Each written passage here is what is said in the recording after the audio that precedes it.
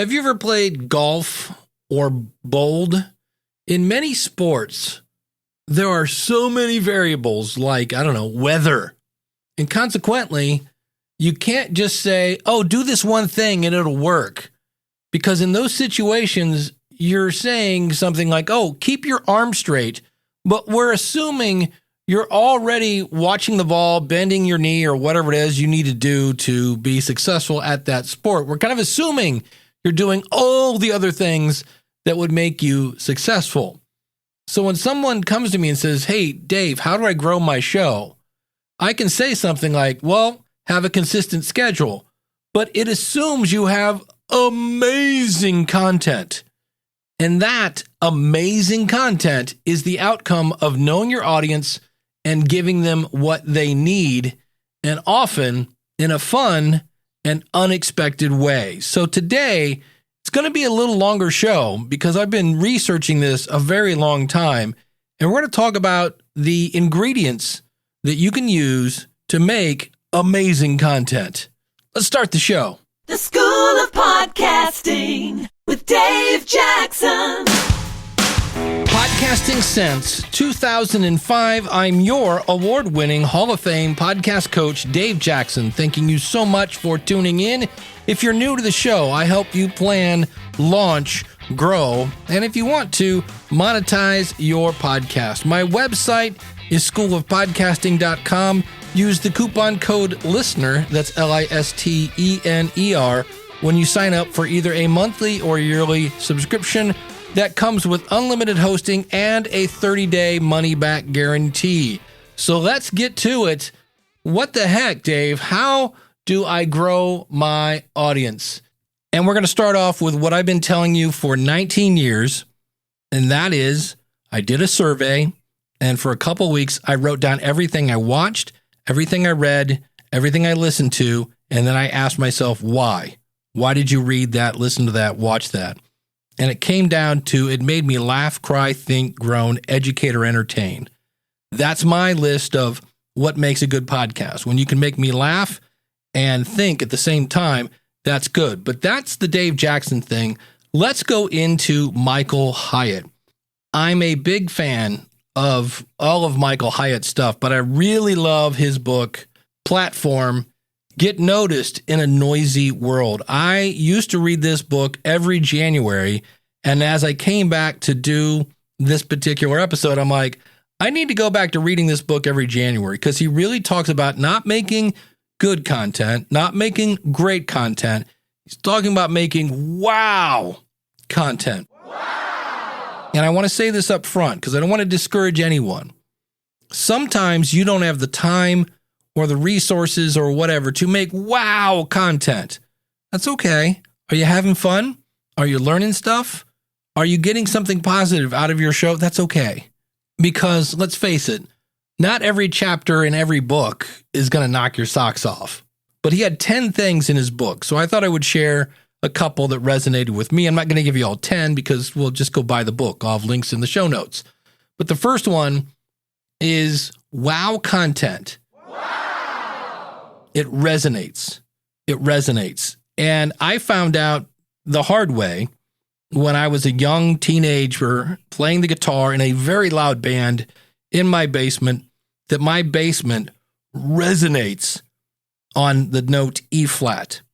Normally we tune to E, but for whatever reason we were in E flat, and I mean every table, every lamp, the walls just went on E flat.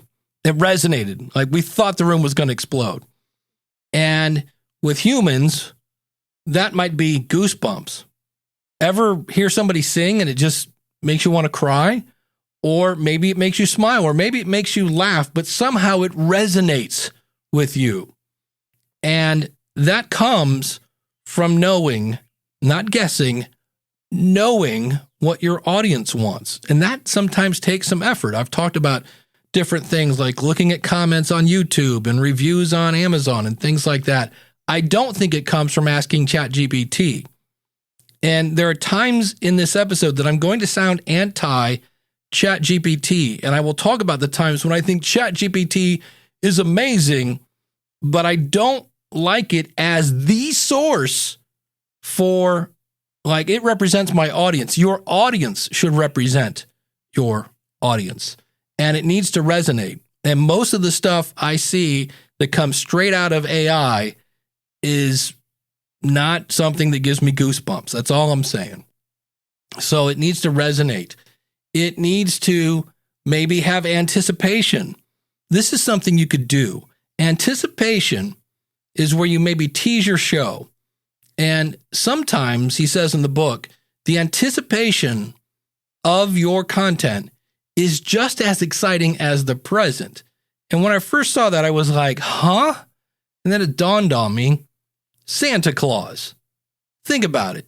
You are just as excited, so excited you can't fall asleep on Christmas Eve than you are maybe after you get your presents. Like, the buildup was actually greater than, oh, look, socks. So sometimes the anticipation of your show can help make it wow content. Wow. So promote your future episode and make it sound like it's going to be an event, like you don't want to miss that. And then surprise. Surprise is an ingredient of wow content. Why? Because, well, you expected this and whoa! I mean, have you ever got a gift from someone that had a lot of thought? My ex-wife had her faults. That's why she's my ex, but she had some really good things, and she was a phenomenal gift giver. And there was a band that I liked called Casting Crowns, and they were playing in Akron, Ohio, and unfortunately, so was my band. And so I didn't get to go to the concert. And she surprised me with birthday tickets to go see Casting Crowns in Chicago. It was really cool. It was a fun weekend, and it just showed that she knew I was bummed about missing that concert, and she solved that problem. So when you surprise your audience with something, now that could be everybody is saying 1 + 1 = 2, and you come in and go, actually, I got a different perspective. And they go, oh, wait, huh? And for me, if you've ever seen the TV show This Is Us, and I'm not going to spoil it, but at the end of season 1, something happens that you're like, wait, what? Surprise! And then you can't wait for season 2. So sometimes having a surprise in your content is something that makes it whoa. And that spurs that theater of the mind, and it spurs that word of mouth. Another thing is transcendence. That's a big word. That's almost a 50-cent word right there. But it unlocks a part of your brain where you see your purpose or meaning, right? You're like, whoa, I've never thought of it like that. Now I see the meaning in this. You're like, whoa, I've never, you've seen that, right? It transcends. And again, that goes back to me, educate or entertain. I kind of call that education. Or another one, transcendence. These are, I think, very similar. Clarity. And that's where all of a sudden you go, oh, I get it. I get it. I understand Bitcoin now. I didn't before, but you explained it in such a way that I go, oh, I get it. Or, and this is a key one, a key ingredient of wow content, he calls it evangelism. And this is, it is so good. You have to tell someone. The new phone book's here! The new phone book's here! And it doesn't always have to be good. Let me give you an example.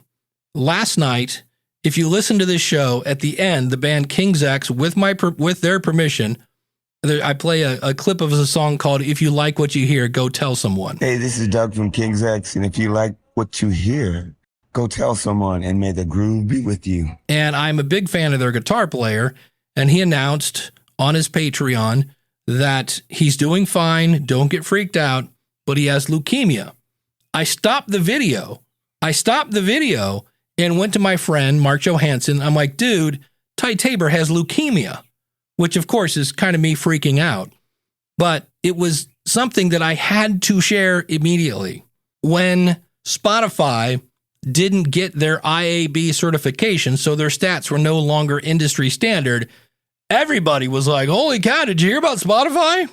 And by the way, this past week, yeah, they're going to go back and get recertified because that was a really bad idea. But those are things that people are like, I've got to tell somebody about this.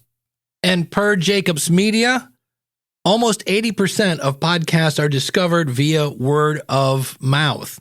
And that word of mouth comes from making wow content. Wow! Next up from Michael's book, there's a surprise element. It's anticipated. It resonates. To me, resonate and evangelism. And then it transcends. It unlocks that part of your brain. And in some cases, what I call driveway moments. There are times when really good, wow, content. You've had a horrible day at work. You're dying to get home and see your spouse and kids, and you're listening to a podcast. And this story, whatever they're talking about, it has transcended you, and you're not thinking about the past day. You're not thinking about the future. You are locked into this content. It is the only thing. It is consuming you completely. I call this a driveway moment because you're in the driveway. You should be going in to say hi to your family, and you're like, yeah, as soon as this podcast is over. That is wow content. Wow! So let's do a little test. I'm going to do my best to make it sound like I'm not reading this, but I'm reading it. But here it is. If somebody said, Dave, how do you grow your show? I could say, well, first of all, identifying your niche is not just the first step, but it's the foundation upon which a successful podcast is built. In a world that's just saturated with content, specificity can be your greatest ally. I mean, this process involves a deep dive into both your passions and expertise, as well as an understanding of what listeners might be seeking, but they're not finding it. Your niche should reflect a unique intersection of what you love to talk about and what others love to hear. And it creates a space where your content doesn't just add to the noise, but it fills a void. Is that wow content? Because that's what an AI tool said when I said, how do you grow your show? And that's where I kind of say a lot of AI content, you ask it, how do I lose weight? And it says, eat less and exercise more. I'm not anti-AI. I will talk about how the good things. I think you should use AI to polish the content that you created, not you take some content and inject a personal story. But that's just my opinion. I am not deeply using AI at this point, and that may be the problem. Maybe I'm just not writing the right prompts. But we're talking about wow content today. And more importantly, we're talking about how to grow your show.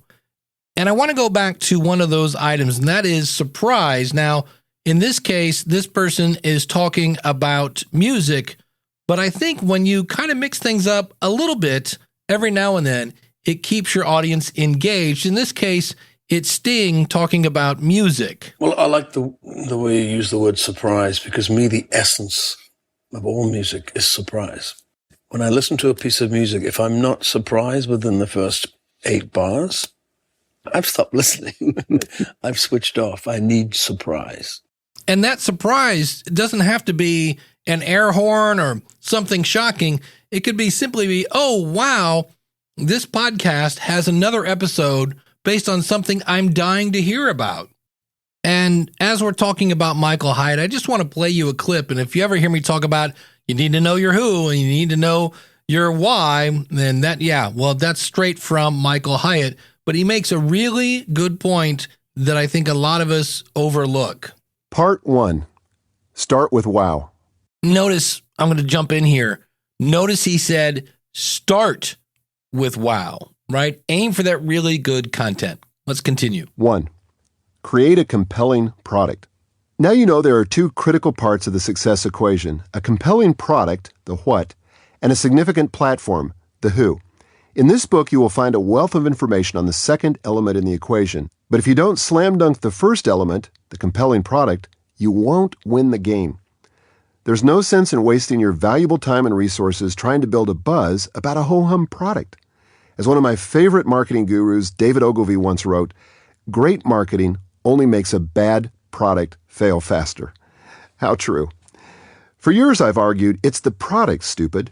The secret to success in any business is to deliver a great, compelling product.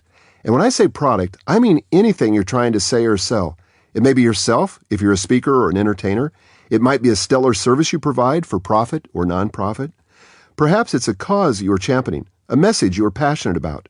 Or it could be an actual physical product, like a book. Regardless of the form your product takes, no amount of marketing savvy, salesmanship, or operational excellence can overcome a weak product. The purpose of marketing is to prime the pump. But if people don't want to use your product, and more importantly, if they don't recommend it to their friends, you're hosed. You can't spend enough money or be clever enough to overcome a lack of word-of-mouth marketing. It just won't work. And that's a little harsh. It's a little harsh, but it's true. If you can't get your audience to tell a friend, that is a red flag. And look, every week or every month, I should say, when I do the question of the month, there's a part of me that goes, what if nobody answers? And again, well, if nobody did answer, A, that was probably a dumb question, and B, maybe your audience isn't as gauged as you think. And one of the things I keep talking about, knowing your audience, and people are like, well, when I try a survey, nobody's filling it out. And that is true. You're going to get 3 to maybe 5%. But when you get nobody, that again shows you that now is not the time to spend money on marketing, because you're batting zero. And that really hurts. And it's hard to take, but you have to keep at it. You have to find a way. Maybe it's time to start a Facebook group or something that you can get to them and go, what do you want? Just tell me what you want and I will make it for you. But if you're not getting that engagement of any kind, especially, now is not the time to bust out the checkbook and start marketing this. As he said, David Ogilvy said, when you spend money on something that's not resonating again, you're just going to let the world know that this isn't the podcast for them much quicker. And I've been studying authors, I've been studying musicians, and obviously I've been studying podcasts because we're all content creators, and any kind of marketing that might work for one might work for the other. So there's this great channel. In fact, you just heard a clip from an interview they did with Sting. Rick Beato really has a great music channel, and he was talking to this guy that had really unlocked the music business. I think he worked in the music business for a while, and they were talking about, well, what happens when a musician says, how do I grow my band? And their answer was this. Make great records. It's the answer is always Still the word of same. mouth. Yes. And it's like, if you make records that move people, they're going to share them with other people. What the maximum number of people you reach, it's always impossible to say. Tom Webster, who we've known for years from Edison Research and now Sounds Profitable, in 2021 was doing a keynote at Podcast Movement, and he gave this advice to grow your audience. So understanding your audience, doing the work to make recommending your content, your podcast, easy and available where the humans are. And then the final thing I want to talk about is to master your craft. Master your craft. And this is where you come in, because you might be thinking, okay, laugh, cry, think, grow, and educate while I surprise, as sure as it resonates, but be sure, yeah, it gets a little overwhelming. And that's where you might go, well, do I need a surprise now? I don't know. I kind of feel like surprising people. Okay, well, then surprise them. It's your show. You get to decide that. But you can see where there's so many little things that could be in place to really make a great episode. Now, in just a second, we're going to talk about what is Google looking for? Because in my opinion, what Google's looking for is also what your audience is looking for. If you are a listener to my show, Your Podcast Website, that's available at yourpodcastwebsite.com, you've heard this before, but it's worth repeating. And it's Google uses a thing called EEAT. And the first E stands for experience. And this is where I think humans can stand out from AI, because you can use your personal stories. So anything that demonstrates that you have firsthand experience with this, that's awesome. People are hearing it. That's information you can't get anyplace else because, well, you did the thing. I'm just thinking about it. And I know that you can tell AI to include personal stories, and it will, But just remember, every podcaster starts off with two things: no audience and integrity. Don't lose your integrity while you're building your audience, because what's going to happen when you meet someone at an event and they go, hey, remember about that time when you did the thing? And you're going to go, no, I don't remember that. Like, yeah, it was in episode 27. And there, all of a sudden your integrity's shot, or you're going to look like, there's a hole in the marble bag. But that's something that Google's looking for when you tell a firsthand story about the time you did the thing. And number two, it's like Google's just like everybody else. We all love stories.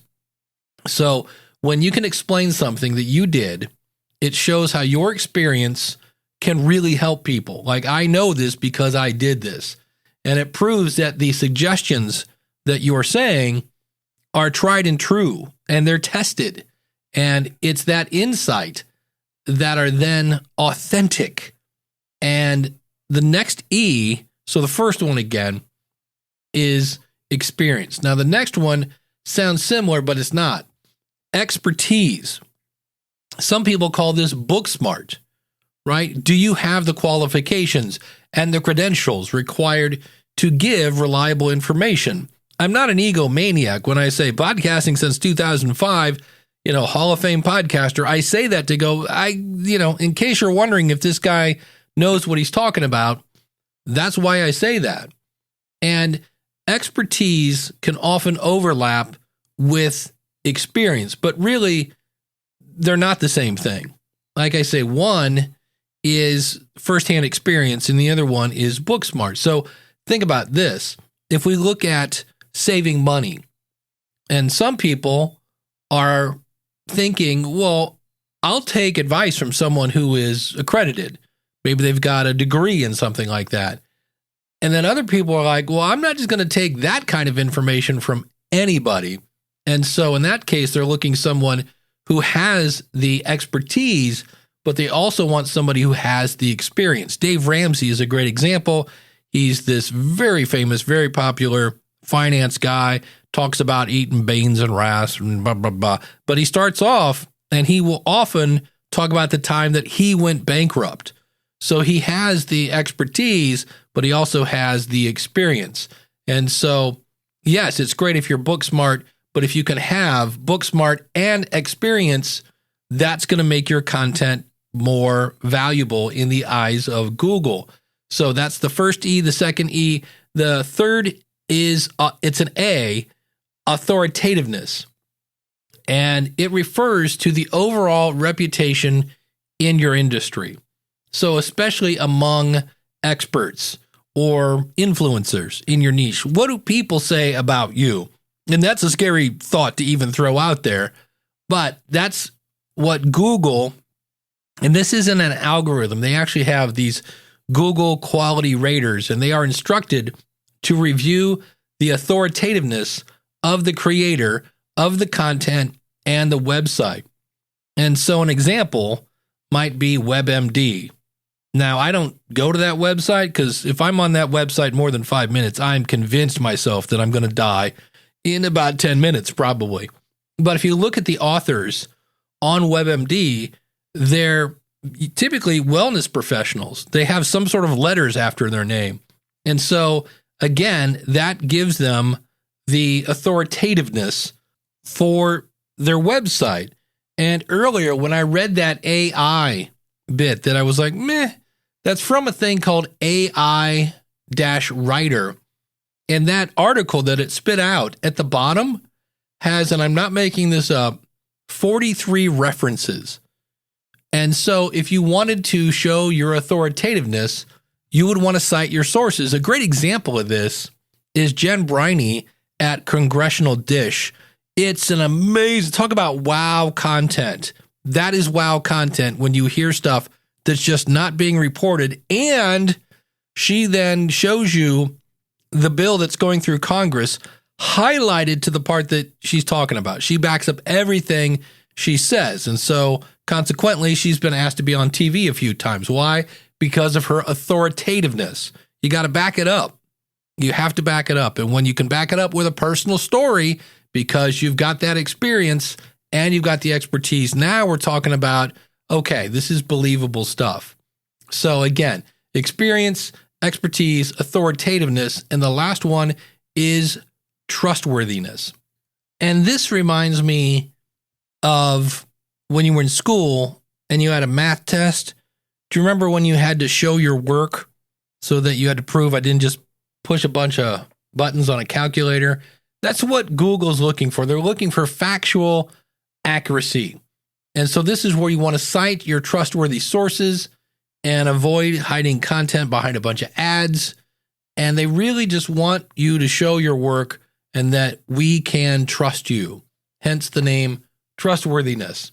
And with AI, please don't let it bend your morals. I don't know that I trust AI. I would like to trust, and I will quote the great Neil, I believe it's Peart, of the band Rush.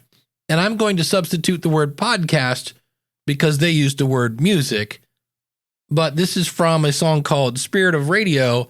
And he says, all this machinery making modern podcasts can still be open-hearted. Not so cold-charted. It's really just a question of your honesty. Yeah, your honesty. One likes to believe in the freedom of podcasts, but glittering prizes and endless compromises shatter the illusion of integrity. Love that song. Yeah, yeah, yeah. And so let's go back to some of those things that are just at the basics. And number one is great episode titles. We don't get them to listen until they click. And what gets them to click is your episode title. But keep in mind that title is a promise. And sometimes, again, I'm not anti-AI, but sometimes when AI makes the title, it's not entirely accurate.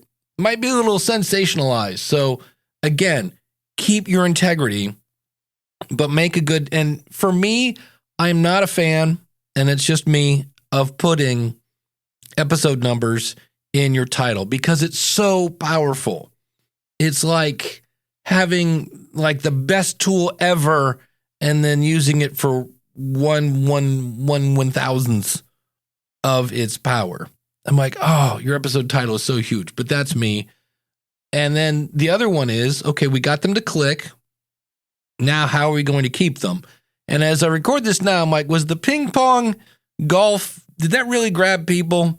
Don't know. Don't know that was wow. But I'm not changing it at this point. And then get to the content as quickly as possible. And so what I mean by this, I hear so many people start off an interview, and let's assume you got to the interview within a minute or two, and you get to the interview and you start off with, so tell us a little bit about yourself. And I'm like, look, A, that makes you look unprepared. Like, hey, I didn't do my homework. Where should I start? That's really what you're asking in a way. And what you might do is take that answer and delete the whole question and answer, but use the information they provided to do your intro. On today's show, I'm talking with so-and-so, and then everything they said that your audience would care about, you keep, and everything that they told you that your audience doesn't care about, oh, I graduated from such and such, and my dog's name is Snuffles, and, my wife's name is Cheryl, and we don't care. Get that out of there. A lot of people love to say, a podcast is just a conversation. And I'm like, it is, with the boring parts removed. Get to the good content. There's a reason why when you watch Netflix, it says skip intro. And you'll notice that if you're watching a series, right now I'm watching this thing called Super Pumped about the Uber company. And when you get to the end of the episode, it says skip credits, and it then skips the recap and the intro. You go from content to content. So if you're like, Dave, why should I get to the content so quick? I go, Exhibit A, Netflix. And they seem to kind of know a little bit about what they're doing. But here's some other things. Keep in mind that your show is going to be original because you have a unique perspective. And often when you offer that fresh angle or a perspective on that topic that hasn't been explored, that could really set you apart. So if everybody is zigging, maybe you zag. And then I've mentioned this before. You want to tie into your audience emotions if you can. I just got done binge watching Young Sheldon, and it brought out a lot of nostalgia for me. Also, you need high production. I hear so many people, and there's nothing wrong with this. Okay, we're going to start off. Hey, I want to do a podcast. I want it to be easy. Okay. And I'm going to just use my built-in laptop. Okay. We're going to record it over Zoom. Okay. We're going to interview people over Zoom who also are just using their built-in laptop or a Blue Yeti used improperly. Okay. So far, so good. And I want to make a business out of it. No, I am amazed at how many people that work in the audio space get on a podcast knowing that it's a podcast. It's not a meeting. It's not a Zoom meeting where we're going to discuss. No, this is going to be out to the public. I love the app Pocket Casts. I don't use it all the time, but when I look at it, I go, this is a good app. And the head of Pocket Cast just came on a show and she sounded horrendous. And I'm like, that's your brand. That's your brand. Come on. You got to be kidding me. And so you don't have to spend $10,000 on equipment. You have to spend about the price of an Xbox. And it doesn't have to be super high. Like, you don't want to see Dave Jackson in 4K. Right? Keep that in mind. But it does have to sound good, because I listened to somebody last week and they had taken whatever they had, which probably wasn't great, and they ran it through some sort of noise reduction, and they went just a little too far to where they just kind of sounded like this, just this weird little thing going. And I was like, that's distracting. You don't have to sound phenomenal, but if your audio distracts me from what you're saying, you got to have decent production. And so, again, I love the Samson Q2U. You can edit in Hindenburg. You can edit in Audacity. It's free, but it's got to have a decent microphone and earbuds and a Blue Yeti used improperly and your laptop mic. And I realize you're going to say, but Dave, remember we said we wanted it to be easy. And so, easy and good don't always ride in the same car. Doesn't mean it has to be like, oh my gosh, this is so hard. But it does mean you probably have to put out a little bit of money. Keep that in mind. And then another thing we kind of assume is you want to encourage your audience to participate. And I realized that, look, I realized, can we stop for a second? Hold on. I get it. It's totally soul crushing when you ask people, hey, let me know what you think about the show. Go out to my website.com. You're like, see, Dave, I even put them at my website. You need to give people specific questions, because when you go, what'd you think of the show? They're going to go, if they say anything, it's all right. It's good.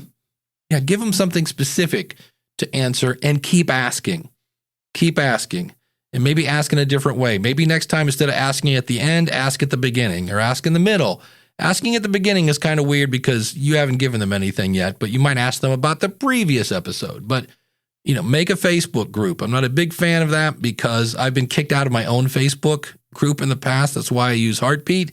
But keep that in mind. It's a way to also, if you have some sort of community, and we've talked about that in the past, where it's not just you set it up and people show up, but it is a way that you can see exactly what people want to hear about.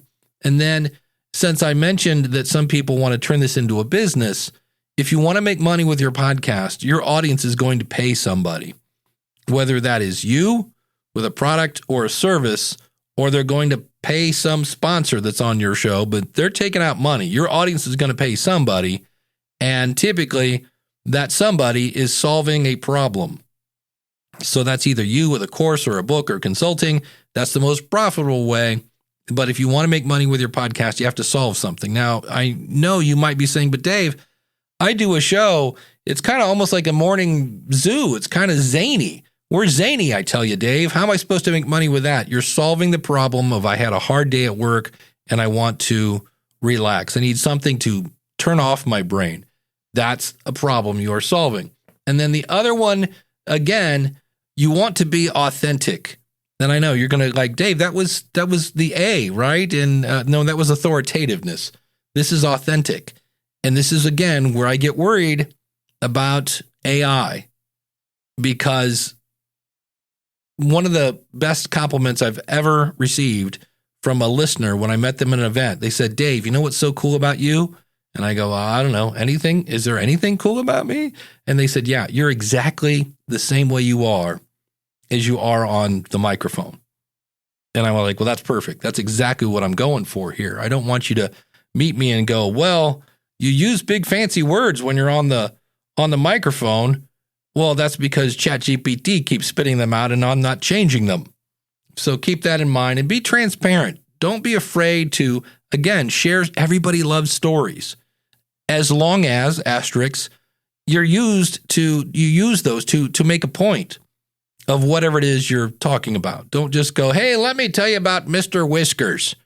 He is such a rascal. Okay, but the title of the episode is How to Make Gold Out of Fish Food. You're like, whoa, I want to see this. And all of a sudden you're talking about your cat. No, but share stories. They're handy and it makes you a little more transparent. Another one here that, again, we kind of assume you're doing is make it visually appealing. And so if you don't know what that means, then go see my buddy Mark over at podcastbranding.co. He makes everything that not everything. He makes my logos that look great. And then I take the colors in my artwork and design the website around the color scheme that he's picked for that. He knows all that make it pretty stuff, but just realize that I've seen artwork that's a bad picture, that's blurry, and it's just your mug. And I'm like, I don't know who that is. And I always think, wow, if you didn't take any time to, come up with some sort of artwork that makes you look good and makes me want to click on it, what do you do with the content? It's hard to, not judge a book by its cover, but we kind of judge a book by its cover. And the other thing I wanted to throw in is we are assuming that you are staying consistent. Now, so many people think consistency is the key. All I have to do is be consistent. And it's helpful, but you also want to be consistent in quality. In everything we talked about here, quality in wow content. Because that's what they're looking for. I can be consistent and just give you meh. Oh, look here, it's another week of meh, followed by another week of meh. And then, this week we got special. Yeah, exactly. And after about, I don't know how many you guys get, but to me, if I get about 3 to 4 episodes of, skip, never mind, I notice that, and that's when I swipe left and go delete. So it's not just consistency. That's important because when you are delivering value, that listening becomes part of their routine. There are shows I listen to on Friday, every Friday, and because it's wow content. It's information you can't get someplace else. That's the other thing that I'm assuming. Again, this comes back into personal stories. Personal stories that show your experience is information you can't get anyplace else. When William Shatner went into space and came back down, everybody was interviewing him. Why? Because he was kind of like, even though he is, Captain Kirk, but he is still kind of like a normal dude. And we're like, what's it like, somewhat normal dude, to be in space? And he had an answer that only he could answer. So keep that in mind. Now, I'm going to wrap this up here because I literally could go on for hours. There's a lot of moving parts in this, right? How do I create wow content while it has, maybe surprise my audience while I'm being authentic, and yet I want to tie into their emotions while I'm being funny, but yet I'm doing, all this stuff. And it may seem a little overwhelming, and I'm going to tell you something here that might surprise you. That's okay. When you first try anything, I used to golf once a year. And I would, go around the putting green. I'm like, great. I'd go over to the driving range, whack a couple. But when I went on the course, I was always like, ugh, there's more to this than meets the eye. My brother and I would go out once a year. We called it the Jackson Open. And I didn't have the right equipment, wasn't very good at it, didn't really have a whole lot of fun at it. I had fun with my brother because I actually hit a goose once and accidentally hit somebody once. And I was like, I don't think I'm meant to be a golfer. But it was one of those things that there's so much. Keep your head down, arm straight, bend the knee, turn, twist, whatever. And it was a little overwhelming. And so remember, our goal is wow content. And if you're like, my audience isn't growing, it's not the gear. In almost 90% of the situations, it's not the gear. What is it, Michael Hyatt? It's the product. And of course, our product is content. And so then we start to market it, and we think it's our marketing. And maybe if we're not creating wow content, it's not the marketing. It's the product. It's probably been off the air about 10 years now, but I used to watch The Biggest Loser. I actually found it somewhat inspiring. And these people would be actually exercising so hard that they were actually vomiting. And they, at the end of the week, they do this way and they're like, I don't know what happened. I did this. And I'd be screaming at the TV, it's the food. What are you sticking in your face? It's the food. Because you can't out-exercise a pizza. You just can't. It takes forever. And so sometimes when our show isn't growing, it might be the marketing. Maybe you're marketing in a place where none of your audience is hanging out. That would be a waste of money. But in many cases, well, say it again, Michael. It's the product. And that can be, again, kind of soul-crushing because you worked hard on your show. And that's one other kind of myth I want to put out on this. The amount of time spent on a show does not equal wow content. Because if you spend an hour on whatever episode you're doing, but it's not what your audience needs to hear, again, you're going the wrong way. And so I wanted to talk a little bit about the mental part of podcasting. And Dana Carvey and David Spade have a show called Fly on the Wall, and they interviewed Jerry Seinfeld. And they were talking about when they first started out, and Dana Carvey, of course, was on Saturday Night Live. He's been in movies, things of that nature. And Jerry and Dana have this quick conversation, and it applies to podcasting. I don't care how many tickets you sell. I don't care where you're playing. I don't care what you're raking in. Let me see the stuff. If you've got great stuff, I am really envious and impressed. Yeah, right. I don't care. So what are you going to do with this money? How many square feet is your house? Who cares how far you walk to take a leak? I totally agree. Bits. Bits is our only currency. That's what I'm saying. Yeah. Yes. And people ask, did you always think this and that? And I'll ask my wife, because I met her in 79. Did I ever mention getting rich and famous? She says, never. Right. Never. I was only trying to kill in the club, be as good as Leno. You are one of the great you're kill obsessed, which is what makes a great comedian.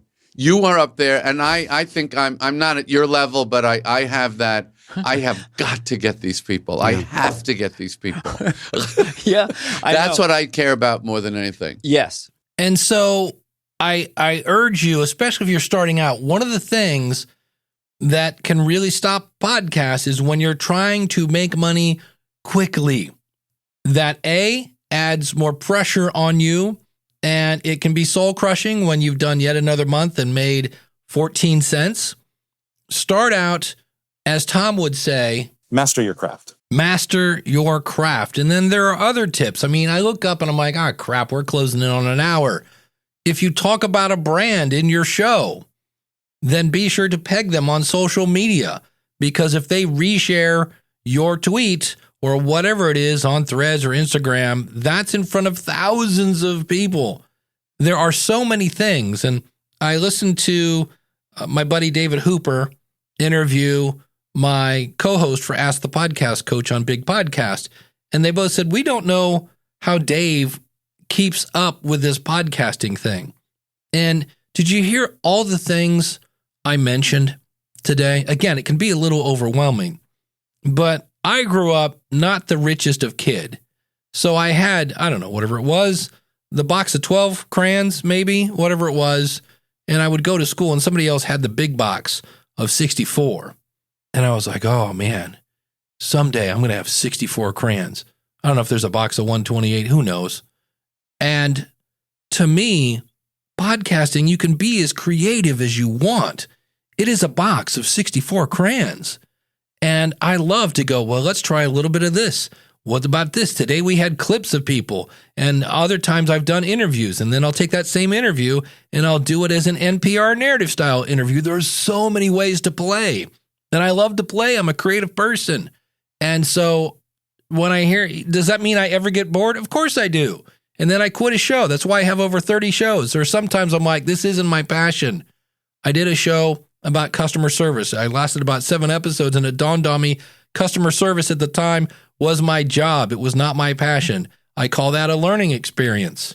And so as I talk about crayons here, what are the things that are stopping us from making good content? And so I was looking at that. I'm like, what are those things that we maybe should be doing, but we're not? And so the first thing I would say is, again, lack of creativity. So many people look at whatever the popular show is and try to do them, and that doesn't work. If I go back to when I was growing up, I inherited all my older brothers and sisters, and the Beatles were all that and a bag of chips, and every band that came out after that got fun haircuts and wore suits and boots.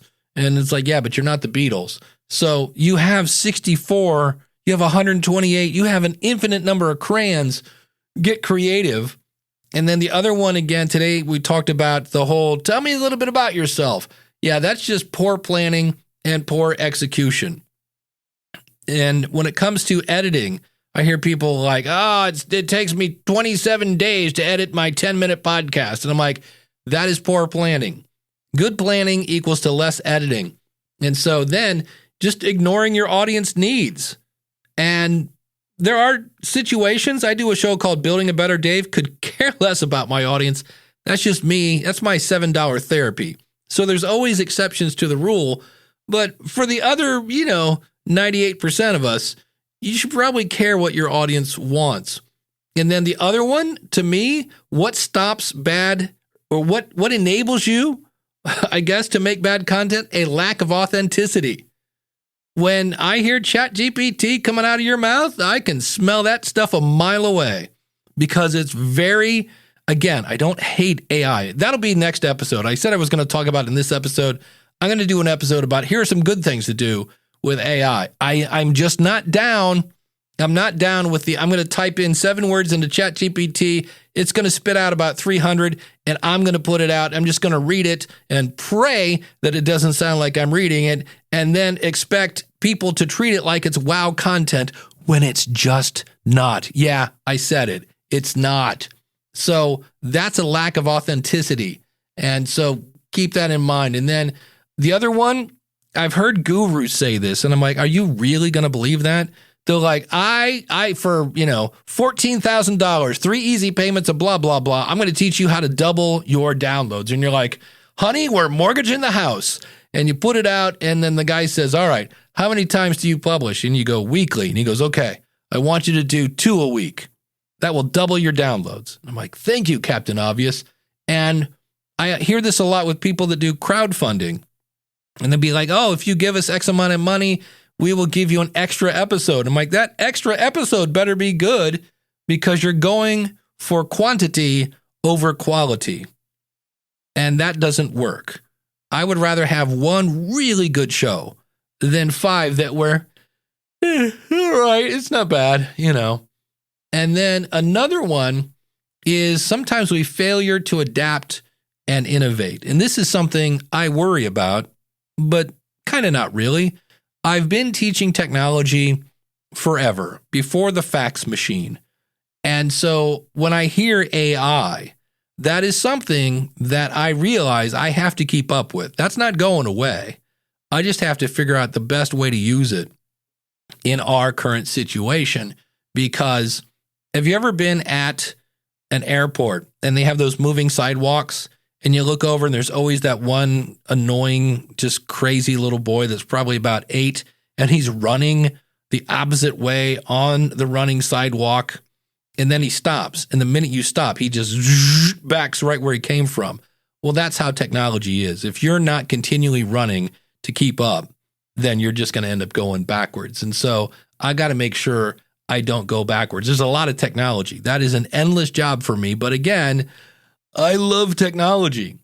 And then the other one that stops a good show is fear of criticism. And you can't get good if you don't know what's bad. Think back to your very first real kiss. Mine was not great, but the second one was much better. But I criticized myself for that. And you can't fix what you don't know is broken. That's what my whole podcast hot seat is about. But it's also about finding the good stuff. And so you need someone, not mom, you've heard me say this a million times, that will give you honest criticism. But when you don't get any, well then, wow, congratulations, you've never made media before, and the very first thing you put out was apparently 100% perfect. Congratulations. Is that really what happened? I don't know. And then the other one is a lack of patience. We live in a microwave society, and doggone it, patience is a virtue, and I want some right now. And that's just not the way it works. At the end of the show here, I'm not going to play it now. I will play a clip, and it goes on for a bit, of multiple people I've interviewed or I've heard on other shows, and nobody likes this answer. But if you're starting from zero and you create really good content and you don't quit, then you might have enough of an audience to make money after 3 years. Not 3 months, not 6 months, not a year. 3 years. Nobody likes that answer, but you'll hear it at the end. I've heard that answer a lot. And that is one of the things that really stops, just like that kid on the movable sidewalk. If you're going and going for 6 months, and look, again, if you need to take a break because it's mentally causing issues and it's physically obviously there are times when you just need to take a break. But if you're just taking a break because, I don't know, I'm not getting enough downloads. Okay, so you quit for 6 months. You're like that kid on that moving sidewalk. That's one of the things that burns out YouTubers. When you're on YouTube and you're feeding that algorithm exactly what it wants and you're moving up the charts, that's fine. But the minute you ignore the algorithm, you're gone. It really hurts your growth. And so that's why, and this is just me, you don't have to do what I do, but in 19 years, I've never missed a Monday of this show. This is the show for me. This is the one that I really, really care about. I am going to do an episode on AI. I'll probably tap my buddy Craig over at AI Goes to College, maybe reach out to Larry Roberts. I know there are a couple things here. I'm not anti-AI. I really love like ChatGPT for analyzing stuff. That's the part I love. That's where I think it can assist me. Making content, that's my job. Maybe that'll be a question of the month in the future. How are you using AI and how would you grade the content that you're getting out? And that's the beauty of podcasting. You get to choose. It's your creativity. I know this can be overwhelming again. Just think of it like you went to Amazon and bought that box, not of 64 or 90 crayons or 120. No. You have 152 crayons. There is such a thing, by the way, from Crayola. And you can be as creative as you want and make the picture you want. You are in control. And if your show isn't growing the way it is, maybe it's time to try a different crayon. I would so love to have you join the School of Podcasting. Don't forget, use the coupon code LISTENER. Bring your crayons and let's see what we can color together to really impact your audience. I can help you avoid those common pitfalls. I can give you some things to stew on and go, I've never tried that. Let's try that. It's all there. schoolofpodcasting.com. Use the coupon code LISTENER, and I look forward to seeing you on the inside.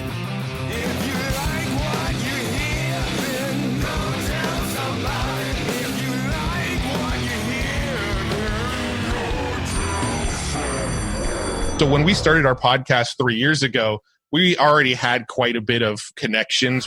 You become a six-figure blogger, and is it really possible to do it in a year or less? The more typical is you need 3 years.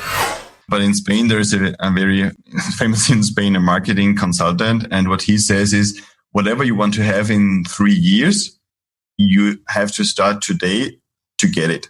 And I think this is also something, if you think of podcasting, if you think of SEO, 2 to 3 years, I would say, is a very good time frame to achieve a lot of things.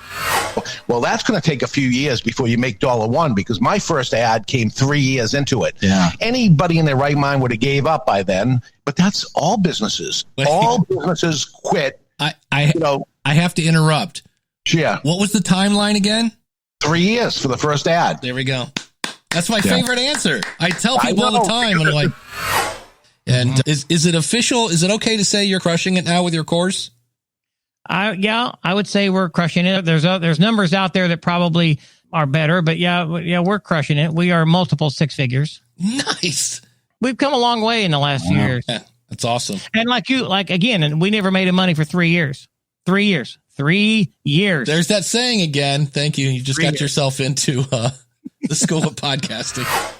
And this is kind of the learning for me and for you and for the people listening, content entrepreneurs, content creators. Do you have the patience from all these amazing experts? And I can tell you from my own example is it takes 3+ years. A content creator really needs to choose whether they're in it to win it. So, 9 downloads a day. And it was only 3 years into it where it really started to take off. And yeah, we were trying different things. Just consistency, right? You just keep on going. Our research at Tilt Publishing shows it takes about 18 months to start making money. But I truly believe that number is 3 to 4 years. And guess what? That's pretty much like any other small business.